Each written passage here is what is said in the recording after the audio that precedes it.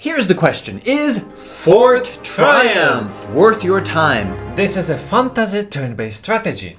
The story is you are a group of 4 companions down on their luck looking for work, so they decide to go adventuring and defeat evil. And there are 4 factions in the game: humans, goblins, undead and trolls. Each faction has certain perks specific to it.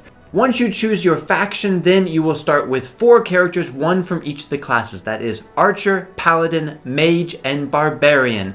And players of any fantasy RPG will be familiar with the abilities of each of those classes, but they also have some special moves that we'll get to in just a second.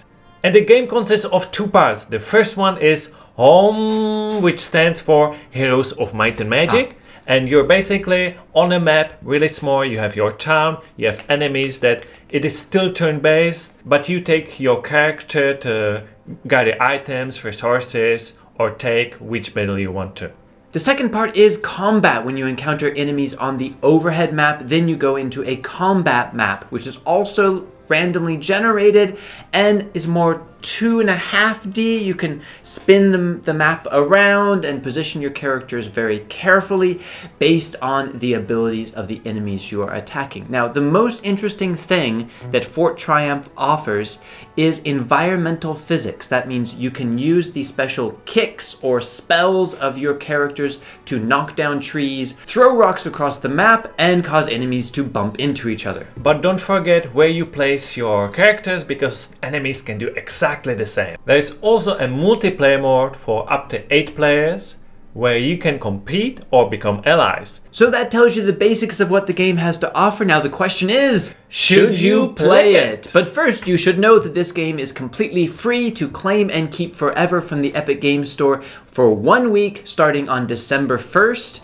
Then you can keep it in your library, install it whenever you want. And that is what we do on this channel. We play and review every free game from the Epic Games Store, so you never have to be bored again. So subscribe to follow all of them. So this looks like a pretty simple game at first look, but there is actually a lot going on. There's several different levels that you play at. There's the base building that you're going to talk about as well. And not all of them are great. The exploration of the overland map is not great. The story tries to be cute and charming, but it did not hit me the right way. It doesn't really develop much. The characters are not very deep. But you know what surprised me is the turn-based combat. You're not usually a fan of I am usually not, but somehow this got me, and I think it's because of a combination of the environmental physics, added a new element to the strategy that was quite challenging. Also because of the different skills that you can add to your characters. You can find artifacts, you can get items, so it means it's never quite the same. And you start getting attached to these characters who have certain abilities that are really effective in certain environments. The challenge and kind of the individuality of the characters that I was getting to know through the combat was really kind of addicting. And I kept playing it a lot longer than I expected to.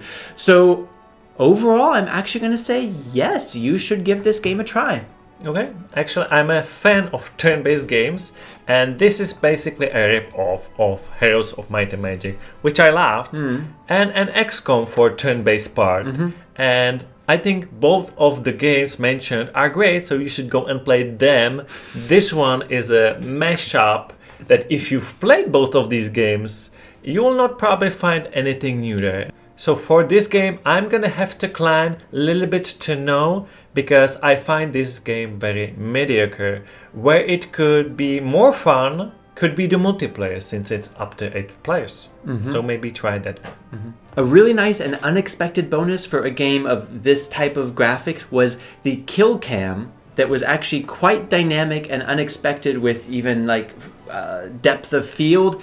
This actually brought a nice level of drama. But I just recommend you to play XCOM instead. We have a review, so you can go watch that next.